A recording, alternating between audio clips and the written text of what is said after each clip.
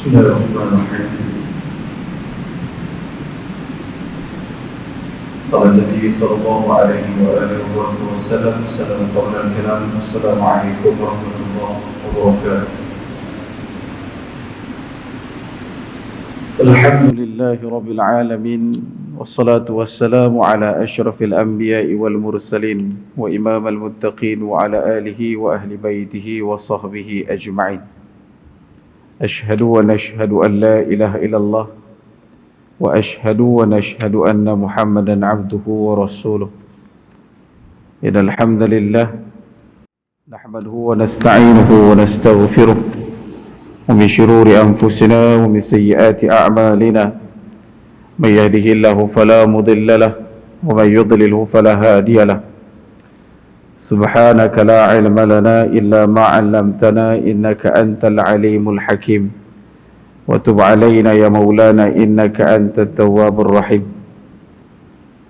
قال رب اشرح لي صدري ويسر لي أمري واحلل عقدة من لساني يفقه قولي واجعلني مقيم الصلاة ومن ذريتي ربنا وتقبل دعاء. أما بعد. Alhamdulillah, pertama-tamanya dan selama-lamanya kita rafa'kan syukur kehadrat Allah Subhanahu wa taala dengan faham, sedar dan segar bahawasanya Allah jualah yang menciptakan langit dan bumi serta apa yang ada di antara keduanya dengan kekuasaan mutlak milik Allah dan ketunggalan Allah Subhanahu wa taala. Seterusnya selawat serta salam ke atas junjungan besar baginda Nabi sallallahu alaihi wasallam. Manusia menjadi asbab musabab paling utama dan mulia sehingga kita diberikan kebaikan, dihimpunkan dalam ketaatan, diberikan pinjaman Islam dan iman sampai ke malam ini. Justru berbanyakkan oleh kita untuk berselawat serta salam ke atas junjungan besar baginda Nabi sallallahu alaihi wasallam. Moga-moga dengan memperbanyakkan selawat akan menjadi asbab kita didudukkan bersama baginda Nabi sallallahu alaihi wasallam di akhirat kelak insya-Allah. Allahumma salli ala sayyidina Muhammad wa ala ali sayyidina Muhammad kama sallaita ala sayyidina Ibrahim wa ala ali sayyidina Ibrahim wa barik ala sayyidina Muhammad wa ala ali sayyidina Muhammad كما باركت على سيدنا إبراهيم وعلى آل سيدنا إبراهيم في العالمين إنك حميد مجيد. طيب. Tuan-tuan sedang hadirin muslimin mukminin rahimakumullah sekalian. InsyaAllah pada malam ni kita akan sambung perkongsian kita daripada kitab kedatangan Imam Al-Mahdi, Umuril Matil Islam wa Zuhuril Imam Mahdi alaihi salam, pada muka surat yang ke-73 pada perkara berkaitan dengan kemunculan karakter dan juga keberadaan Imam Al-Mahdi menurut beberapa pandangan. Yang disebutkan oleh pengarang berkenaan dengan Al-Mahdi pada pandangan kelompok Yahudi, tidak lain tidak bukan mereka mengambil iktibar daripada Taurat yang ada dengan mereka, dan perkara ini juga disebutkan dalam perjanjian lama pada beberapa bab, bila mana disebutkan pada satu kitab Ulangan pasal 33 ayat 1 hingga 3, inilah berkat yang diberikan Musa hamba Allah itu kepada orang Israel sebelum Nabi Musa wafat. Berkatalah Nabi Musa, Tuhan datang dari Sinai dan terbit kepada mereka dari Seir. Ia nampak bersinar dari pegunungan Paran dan datang dari tengah-tengah puluhan ribu orang yang kudus. Di sebelah kanannya nampak kepada mereka api yang menyala. Sungguh ia mengasihi umatnya, semua orang yang kudus. Daripada apa yang disebutkan tentang Al-Mahdi ini, yang disandarkan kepada Al-Mahdi ini, ada juga pendapat mengatakan itu adalah khabar tentang kedatangan Nabi Musa alaihissalam dan juga Nabi Muhammad sallallahu alaihi wasallam serta Al-Mahdi. Pertama disebutkan Allah akan mengutuskan Nabi Musa di Bukit Mursina yang disebut dengan Tuhan datang dari Sinai. di mana Sinai merupakan gunung tempat Nabi Musa alaihissalam pertama kali diberi wahyu oleh Allah Subhanahu wa taala. Yang kedua, khabar bahawa Allah Subhanahu wa taala akan mengutus Nabi Isa yang disebutkan dengan terbit kepada mereka dari Syir, di mana Syir ini adalah wilayah di Palestin yang merupakan tempat lahirnya dan diutusnya Nabi Isa alaihissalam. Dan ketiga, Allah Subhanahu wa taala akan mengutus Nabi Muhammad sallallahu alaihi wasallam, penutup para nabi, yang disebut dengan ia nampak bersinar dari pergunungan Paran, di mana pergunungan Paran adalah pegunungan di kawasan Mekah. Di sinilah Nabi Muhammad sallallahu alaihi wasallam pertama kali mendapat wahyu. Kemudian dakwah baginda Nabi dibawa sampai ke seluruh alam, mencakupi timur hingga ke barat. Dan yang keempat, khabar tentang munculnya Al-Mahdi, iaitu berkaitan dengan keberadaan Imam Al-Mahdi satu hari nanti di bai'ah di Baitullah pada saat musim haji, musim berkumpulnya orang-orang yang mensucikan Allah Subhanahu wa taala, dan disebut dengan perkataan datang dari tengah-tengah puluhan ribu orang yang kudus di sebelah kanannya. Kalimat takhir menyebutkan di sebelah kanan dalam bahasa Arab membawa maksud Yaman, daripada perkataan Yamin, bahawa Al-Mahdi akan dibaiat di sebelah kanan Kaabah di antara rukun Yamani dan Maqam Ibrahim pada saat musim haji. Dalam perjalanan haji umat Islam, puluhan ribu orang datang dari pelbagai penjuru dunia melaksanakan ibadah haji. Mereka adalah orang yang dipilih Allah Subhanahu wa taala untuk mengunjungi Baitullah, dan mereka termasuk di kalangan Duyufur Rahman, tetamu Allah, dan mereka akan diampuni dosa oleh Allah Subhanahu wa taala sehingga mereka menjadi orang yang kudus, orang yang suci, tak ada dosa fitrah. Adapun berkenaan dengan jumlah orang di sana lebih daripada puluhan ribu, tetapi masa akan menjadi satu bukti besar bagi kita. Satu hari nanti setiap tanah umat ini hanya dibenarkan untuk membawa jemaah puluhan ribu sahaja. Dia tak boleh lebih daripada itu lah. Dan waktu tu sedang menuju ke arah tu. Kemudian dalam kitab disebutkan orang Yahudi juga memanggil Imam Al-Mahdi dengan panggilan penyelamat, ataupun dalam Old Testament bahasa kitab Perjanjian Lama disebutkan dengan The Messiah, ataupun The Savior, ataupun raja yang mendapat ilham, yang akan memimpin mereka untuk menguasai dunia. Sedangkan mereka telah mendakwa dan menentukan bahawa hal itu akan terjadi kurang lebih pada sekitar tahun 90-an, atau setelah 50 tahun sejak berdirinya Israel. Dan dalam pada masa yang sama, dalam kitab mereka, orang Yahudi berkeyakinan besar kedudukan mereka untuk menjadi penguasa kepada Baitul Maqdis kurang daripada 80 tahun.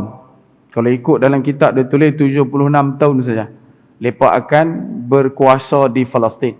Ada yang ambil 80, ada yang ambil 82. Bacaan tertinggi yang kita pernah jumpa daripada apa yang mereka selalu sebutkan bila kita tanya tentang keberadaan, kemunculan Al-Mahdi kepada kelompok ini, mereka mengambil satu jalan yang kuat mengikat pada kitab Taurat yang ada pada mereka, iaitu kurang lebih 80 tahun. Seawal pendudukan mereka secara sah ataupun secara haram yang sah itu adalah bermula daripada tahun 1948. 48 sampai lah dah ada dekat 70 lebih dah. 70 lebih dah. Nanti kurang lebih dalam beberapa tahun. Dan ada juga yang berkeyakinan depa lah sampai tahun 2024 last.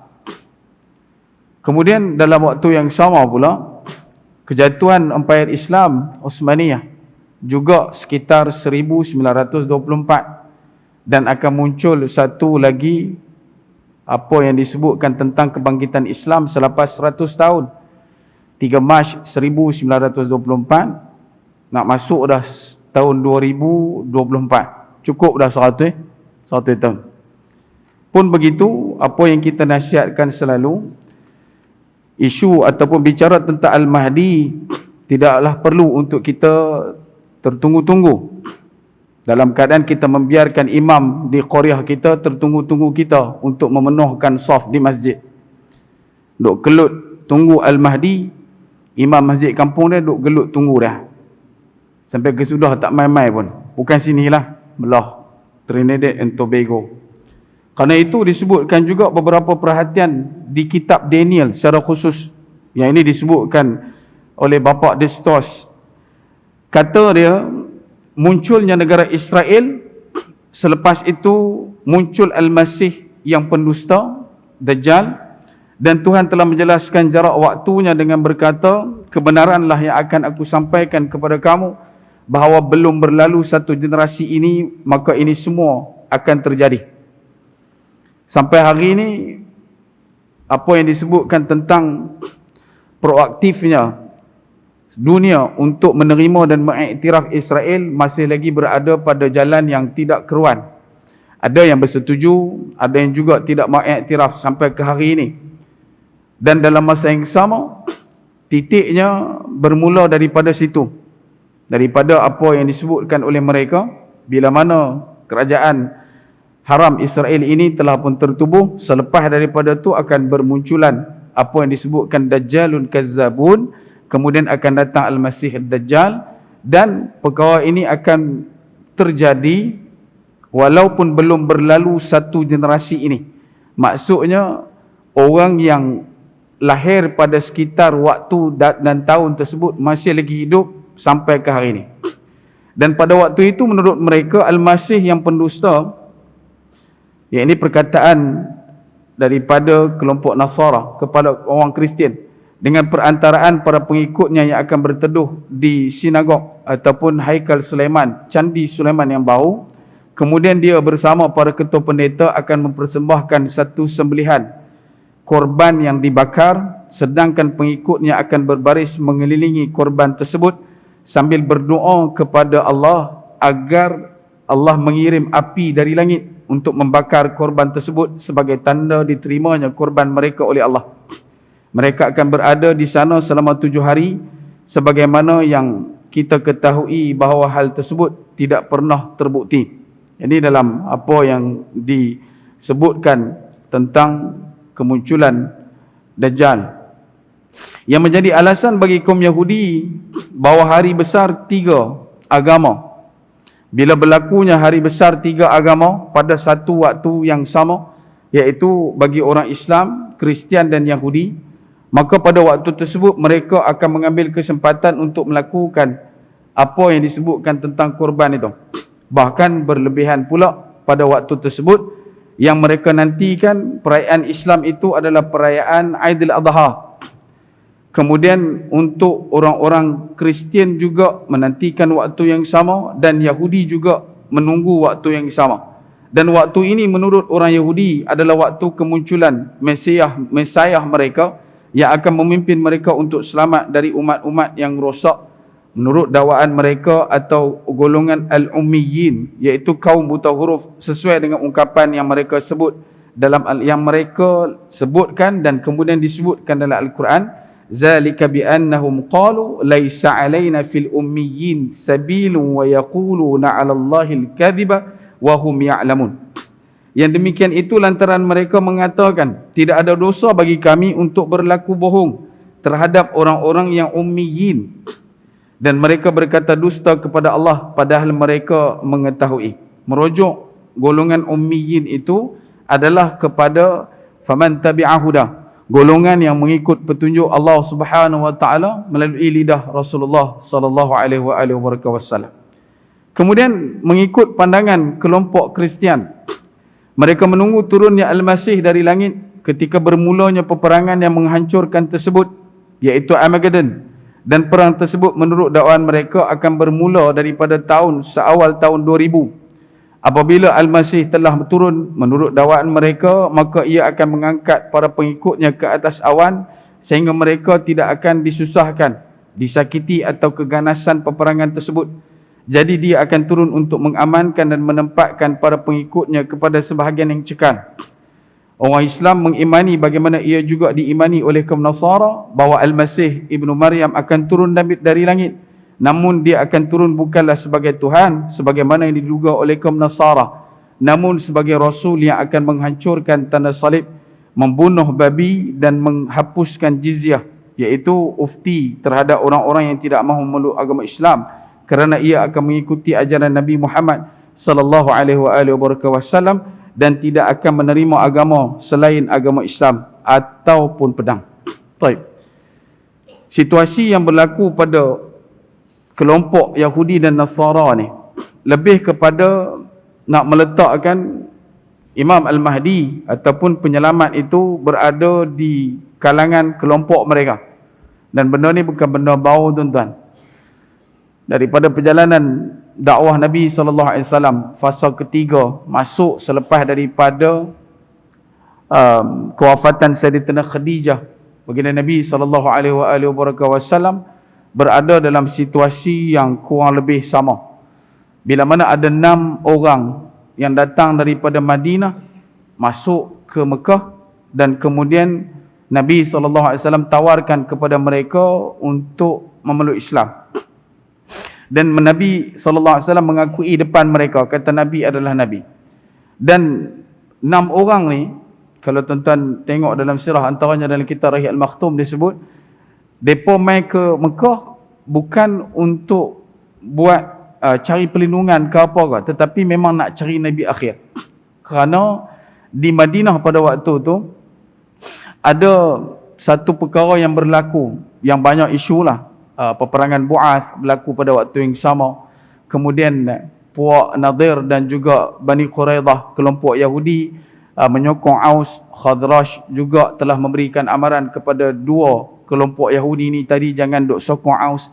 Dan kemudian di kalangan kelompok Yahudi pula, mereka selalu memomokkan kepada kelompok Khazraj bahawasanya Nabi akhir zaman akan muncul dan Nabi akhir ini akan duduk menyokong mereka. Nabi akhir akan mai bantu Yahudi. Disebabkan situasi ini selalu dijadikan sebagai perkara yang orang kata apa, bagi sakit hati kelompok Khazraj, maka kelompok Khazraj ini tadi masuk ke Mekah dan mencari Nabi akhir. Jumpa Nabi SAW, maka mereka pun seronok dan setuju. Dan bila mereka balik ke Madinah, mereka mengatakan kepada kelompok Yahudi, sesungguhnya Nabi akhir bersama dengan kami, bukan bersama dengan kamu. Dan sebab itu Yahudi yang duduk di Mekah ni, mereka tak boleh nak lepas cekak dengan kelompok Khazraj. Dan perkara yang sama juga diulang sampailah ke saat ini. Seperti mana yang kita dapat maklum, bila mana nak turunnya ataupun munculnya Nabi Isa AS, bila mana nak munculnya Imam Al-Mahdi, setiap perkara yang berlaku adalah secara leluasa. Dia akan bersifat global. Tuan-tuan akan perhatikan nanti satu demi satu watak-watak utama dalam waktu kemunculan Al-Mahdi akan mula memainkan peranannya masing-masing. Baik daripada segi cuacanya, baik daripada segi sosialnya, baik daripada segi politiknya, baik daripada segi ekonominya, kesihatan dan sebagainya. Semua sedang bergerak memainkan peranan.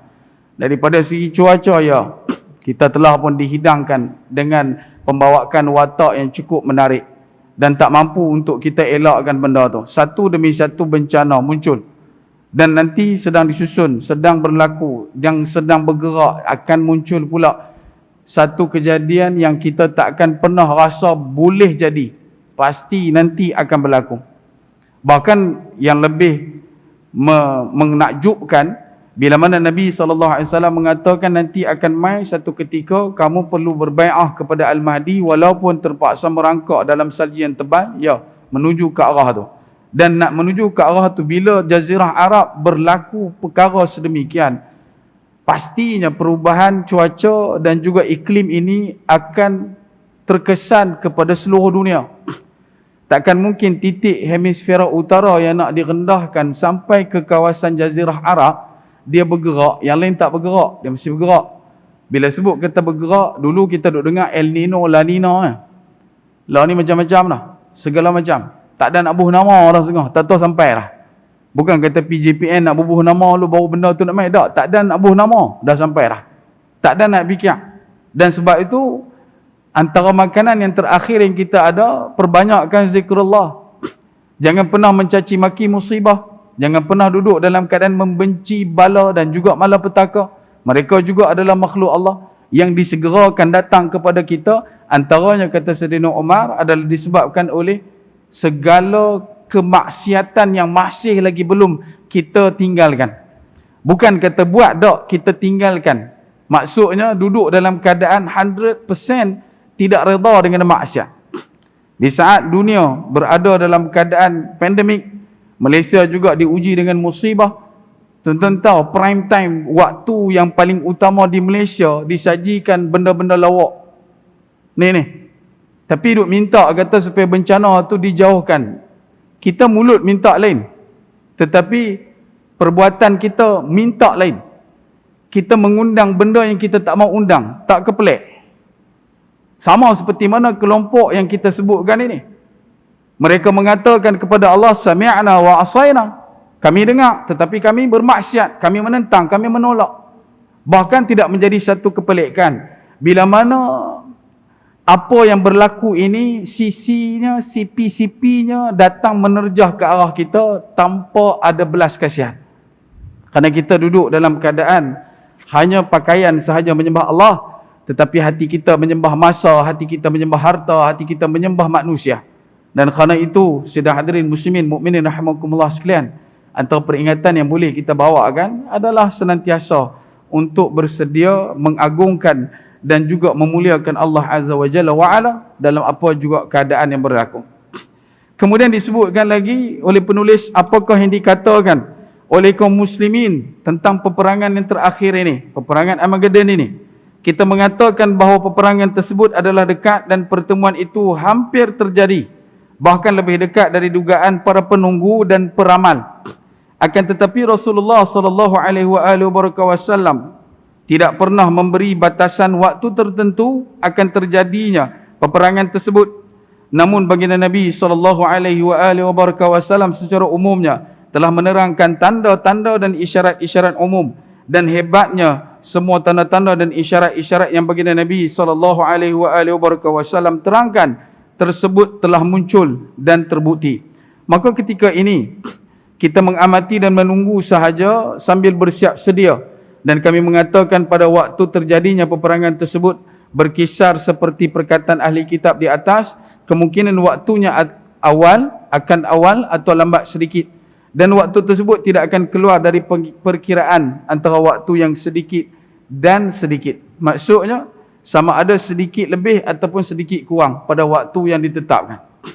Ada yang menyebutkan tentang perihal masa ini adalah bila mana munculnya Imam Al-Mahdi, kemudian turunnya Nabi Isa alaihissalam, kematian Dajjal, dunia akan dipenuhi dengan kemakmuran yang hebat selama 7 tahun, barangkali 8 tahun ataupun 9 tahun mengikut hadis Nabi SAW.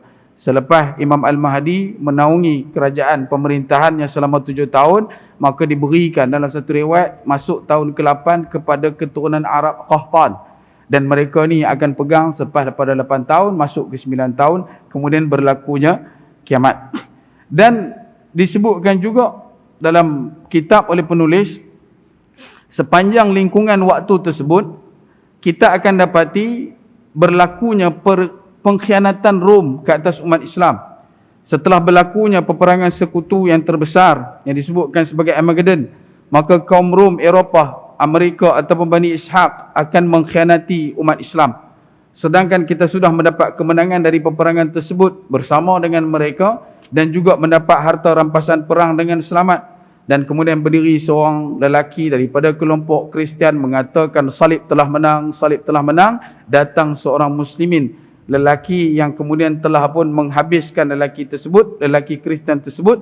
Dan kemudian dalam waktu yang sama, setelah itu kaum Rom pulang ke negeri mereka dengan niat untuk melakukan tipu daya dan pengkhianatan kepada kita, di mana secara diam-diam mereka mengumpulkan raja-raja Rom selama 9 bulan, sebagaimana yang diterangkan dalam sebuah hadis yang diriwayatkan oleh Imam Ahmad dalam musnadnya, yajma'una lakum tis'ata ashhurin qadra hamlil mar'ah.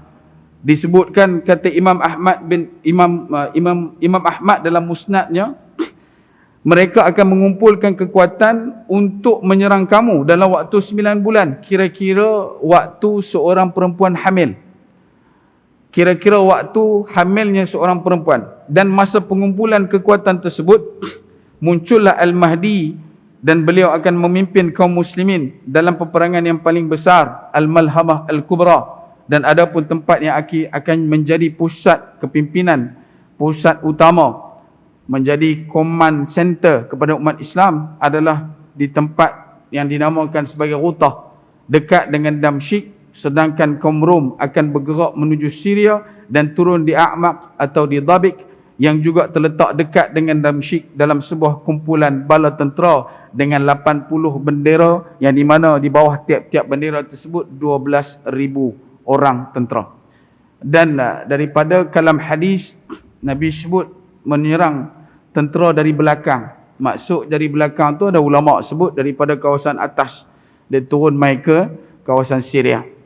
Dan lebih dahsyat lagi pada waktu ini, peperangannya adalah peperangan yang memerlukan kekuatan asasi. Bukan lagi perkara yang kita kenal hari ini dengan segala macam tanknya, kereta kebai ke, kapal terbang, tak ada dah. Hak tu semua dah settle dah sebelum tu. Hak ni dia main satu perang yang menggunakan bahan-bahan ataupun perkara-perkara asas. Dia main balik pedang, dia main balik kerih, dia main balik tombak, dia main balik batu dan sebagainya. Sebab masa tu bukan tak arti guna dak, benda tu semua dah habis dah. Benda tu semua dah habis dah. Ada yang buat kata waktu tu nanti biodiesel kita dah tak ada dah. Yang kedua, disebabkan peperangan yang maha dahsyat ini, semua tempat yang mengeluarkan sumber-sumber asli ini, seperti mana perkara yang disebutkan tentang sumber mineral asli ini, semua settle. Dan bukan pemboikotan, tetapi dominasi penggunaan perkara tersebut akan dimiliki oleh beberapa pihak sahaja, dan ramai orang takkan mampu untuk menggunakan benda tersebut. Dan dalam masa yang sama, disebabkan perang yang sebelum tu telah pun berlaku, maka semua kekuatan teknologi dilumpuhkan. Bukan dilumpuhkan dengan sengaja, tetapi memang terpaksa lumpuh. Sebab tak ada siapa dah yang nak jaga benda tu, dan benda tu pula dihancurkan. Dan sebab itu, antara benda yang disebutkan tentang perkara ini, perlu untuk kita meletakkan sinambungan legasi setiap kepenggunaan peralatan yang ada dengan kita. Takat ada kerih saja tak arti guna pun tak guna juga. Ada tombak saya duk buat gantung belakang rumah, siapa kasih baba, tak payah. Kena ada usaha juga untuk belajar benda tu, panah dan sebagainya, kuda, semua benda tu. Bukan kata kita minta Allah ni jadi dah, tetapi biar penguasaan ilmu untuk menguasai. Penguasaan ilmu untuk menguasai benda tu kita dah hadam. Tapi hari ni tengok kuda seperti kuih tengok besi. Tengok kerih dia duk kira kurafat. Tengok tombak dia nak buat puih. Dia jadi lagu tu. Pasal apa? Sebab kemampuan ilmu kita terhadang dan terhalang pada satu tahap je. Sedangkan kita tak tahu betapa dahsyatnya ulama kita terdahulu berada di barisan hadapan peperangan. Setiap panggilan jihad mereka bersama, bukan duduk di belakang menurut bayang, tetapi duduk di depan mengetuai semua hulu balang. Ini ulama kita dulu. Tetapi kenapa hari ni kita duk pilih nak masuk duduk tunggu dalam semak? Sebab tu benda ni bukan benda yang kita nak katakan jauh daripada mata fikir, tidak. Tetapi cukup takat kita kena kenal, kita kena pasti, kita kena tahu ini cara gunanya. Begitu juga dengan doa, begitu juga dengan zikir, begitu juga dengan tasbih, begitu juga dengan selawat. Kena kenal, kena faham, kena tahu bila nak guna selawat ni, bila nak guna zikir ni, bila nak sebut benda ni. Takkan kita nak tengok benda-benda yang baik kemudian kita nak sebut perkataan yang tak sepatut dengannya. Bahkan duk jadi bila tengok kecantikan, nak kecantikan itu berterusan, sebut Masya Allah. Tapi berapa ramai yang nampak kecantikan pakat duk kata Subhanallah. Bukankah kita ketahui Subhanallah itu kita mensucikan setiap perkara yang berkaitan dengan Allah dan meletakkan benda yang tidak baik pada perkataan itu. Dalam usaha kita bercakap, tengok benda tak apa nak sonok, benda tak apa nak bagus, Subhanallah. Tengok benda cantik, Masya Allah, minta lagi benda tu. Bila ada kematian, innalillah, istirja'. Bila nampak satu keadaan, berasa satu keadaan yang tidak sepatutnya, sebut a'udzubillahi minasyaitanirrajim. Tetapi kenapa kita tidak ada daya mampu untuk menspesifikasikan perkara tersebut? Sebab kita meletakkan semuanya kepada orang-orang tertentu dan akhirnya kita duduk dalam keadaan yang buntu. Dan yang terakhir pada tajuk fasal ketiga ini, matinya seorang khalifah yang disebutkan oleh penulis. Jadi waktu kemunculan Imam Al-Mahdi adalah pada masa pengkhianatan Rom tersebut, yang mana di waktu itu kaum Rom akan mengumpulkan bala tentera yang cukup besar. Sedangkan dalam hadis yang ketiga dari fasal ini berbunyi, yakunu ikhtilafun 'inda mautin khalifah. Akan terjadi satu perselisihan ketika matinya seorang khalifah. Dunia tertumpu kepada Salman, barang mungkin pada hari ini. Walaupun sekitar tahun 1996 dulu tertumpu kepada King Fahad, Raja Fahad. Tetapi benda tu dah berlalu lebih 20 tahun. Hari ini tertumpu kepada Salman, Raja Salman. Yang mana telah pun menyerahkan keputeraan mahkotaan kepada anak dia Muhammad. Yang dalam masa yang sama mereka menafikan keputeraan mahkota Nayef. Nayef juga ada anak bernama Muhammad. Begitu juga dengan satu orang lagi nama dia Syekh Talal. Syekh Talal juga telah pun dibuang ke putera mahkotaan dia dan juga ditarik dia punya keturunan Raja Saudi dah. Ada 3 figura yang pada hari ini kita nampak berkemungkinanlah antara yang akan menjadi satu mata rantai kesinambungan kepada hadis ni. Wallahu alam, kita tak tahu. Cuma nampak ura-ura dia macam tu. Muhammad Salman dia dengan keadaan yang kita nampak sekarang mengeropahkan Mekah Al-Mukarramah Al-Musyarrafah, duduk dalam keadaan senantiasa berkiblatkan kepada barat, meninggalkan Islam sedikit demi sedikit, minta maaf cakap. Kemudian dalam masa yang sama Muhammad bin Nayef, anak kepada Nayef, duduk dalam keadaan merengkam sebab bapa dia terlepas daripada menjadi putera mahkota Arab Saudi. Begitu juga dengan anak Syekh Talal yang membina bangunan tertinggi di Jeddah, yang juga menanti waktu untuk mendapatkan kembali kemahkotaannya. Dan nama 3 ni saja yang nak muncul, baik daripada media Arab maupun media Barat yang tumpu pada isu ni. Dan hadis ini menerangkan bahawa waktu kemunculan Al-Mahdi adalah pada masa awal kematian seorang khalifah dengan timbulnya perselisihan dan peperangan untuk merebut kekuasaan. Maka orang ramai pun membai'ah Al-Mahdi dalam waktu tu. Mengikut penulis ini, orang ramai akan membai'ah Al-Mahdi dalam waktu tu. Berapa ramai orang yang akan membai'ah? Dalam riwayat sebut 300 belasan. Ada yang kata 313, ada yang kata 310, tetapi 300 lebih, termasuk wanita. Banyaknya lelaki dan juga wanita. Siapa? Ulama daripada Syam dan juga ulama daripada Iraq. Dan kemudian walaupun dalam sanad hadis tersebut ada disebutkan kelemahan, akan tetapi ia hanya satu kelemahan yang kecil, dan hadis tersebut juga mempunyai penguat-penguat dari hadis-hadis yang lain. Jadi apabila kita ambil suatu kesimpulan, maka dapat kita katakan daripada sekian banyaknya hadis yang disimpulkan, yang dihimpunkan untuk membawa kepada maksud yang sama seperti mana yang disebutkan akan terjadi satu perselisihan bila matinya khalifah. Sesungguhnya kemunculan Al-Mahdi adalah pada masa-masa pengkhianatan kaum Rom yang bertepatan dengan kematian seorang khalifah kaum muslimin. Maka pada waktu itu muncullah Al-Mahdi setelah terjadinya perselisihan dan perebutan kekuasaan. Di mana? Di Arab. Dan benda tu in progress, tengah duk loading. Apabila kita melihat kepada fakta yang ada pada saat ini, maka kita tidak akan menemui seorang yang bergelar khalifah di dunia kecuali yang disebutkan di semenanjung Arab, iaitu Arab Saudi, yang mana kekuasaan mereka boleh disebut dengan kekhalifahan. Dan di antara hal yang menguatkan perkataan ini adalah semua indikator penanda aras itu sudah pun muncul. Dan daripada kitab yang ditulis ini, dia merujuk kepada Raja Fahad, dan waktunya berkemungkinan sama ada dalam masa terdekat ataupun dalam masa yang lebih jauh daripada waktu yang terdekat.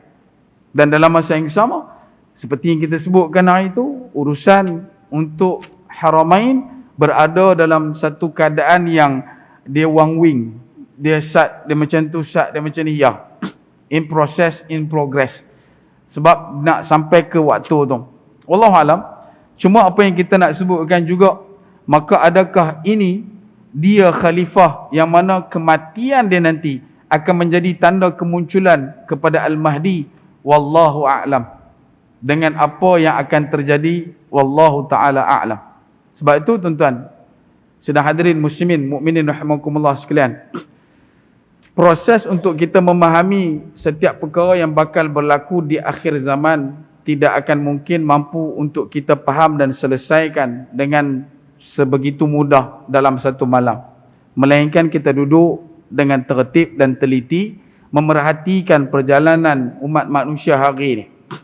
Bagaimana kita akan memahami konsep dan asas yang sedang Nabi sampaikan kepada kita. Walaupun kunjungan waktu berlakunya setiap inci perkara ini kita tak nampak. Disebutkan tentang kematian yang banyak, ya, tak semestinya perang. Pandemik ini juga telah membuktikan kepada kita betapa penyakit ini mampu untuk dijadikan sebagai andalan pembunuhan beramai-ramai. Kita tak nafikan benda tu dan mereka juga tak nafikan. Daripada awal berlaku disebutkan tentang biologi war.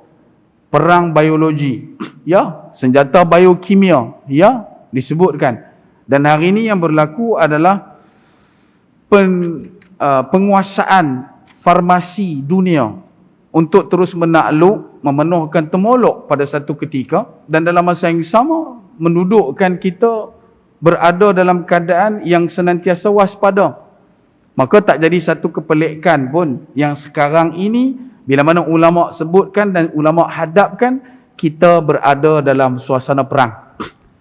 Kerana itu wujudnya beberapa kaedah untuk mematikan peluru-peluru ini. Antaranya adalah dengan menjarakkan saf. Antaranya adalah dengan mematuhi SOP. Antaranya adalah sentiasa menjaga sanitasi dan sebagainya. Antaranya, ya, berada dalam keadaan divaksin dan sebagainya, silakan. Cucuklah tubuh dan sebagainya. Tetapi qalbu dan roh masih ingat Allah Subhanahu Wa Taala, tafadhal, teruskan. Orang yang beriman, mereka duduk dalam keadaan faman tabi'a huda. Ya fala khaufun 'alaihim wa lahum yahzanun. Mana mungkin orang yang mengaku mengikut petunjuk Allah tiba-tiba diisukan tentang vaksin dia jadi risau takut. Tidak, dia ada Allah. Allah yang menciptakan makhluk bernama takut. Dia ada Allah. Dia duduk dalam keadaan dijauhkan daripada rasa kesangsian, rasa kegelisahan, rasa kerisauan. Asalkan dia irji'i ila rabbiki radiyatan mardiyah. Tapi kalau tak ada nilai ini, carilah. Masa masih ada, selagi nafas belum sampai di ghar-gharah, maka sempat untuk kita bertaubat kembali kepada Allah dengan keadaan kita ini sebagai nafsul mutmainnah, insya-Allah biiznillah. Moga-moga takat itu dulu perkongsian. Mohon maaf masa tuan-tuan. Terima kasih atas perhatian. Kita berhenti pada tajuk yang keempat pada malam ini, muka surat 79. Insya-Allah pada pertemuan yang akan datang, kalau ada kekasaran bahasa, teguri bicara, terlajak kata, terasa tak mana-mana, saya minta maaf banyak-banyak pada ujung rambut sampai ujung nyawa. Yang baik semua datang dari Allah, yang kurang juga datang dari Allah Subhanahu Wa Taala berdasarkan dalil Nabi SAW, al-qadr khairi wa syarri minallah. Pun begitu, manusia tak dapat lari sedar dan lupa. Kalau ada kesilapan, kekhilafan, kelupaan, dari jauh menjunjung duli, dari dekat menjunjung sembah, mohon maaf sudah diberi. Kalau ada silap dan salah, akhir kalam, sekecil-kecil ikan pasti ada isinya, sebesar-besar ikan pasti ada tulangnya. Aku qawli hadha wa astaghfirullahal azim li wa lakum wa li sairil muslimin wal muslimat wal mu'minin wal mu'minat fastaghfiruh fa yafawdzal mustaghfirin. Wassalamu alaikum warahmatullahi wabarakatuh.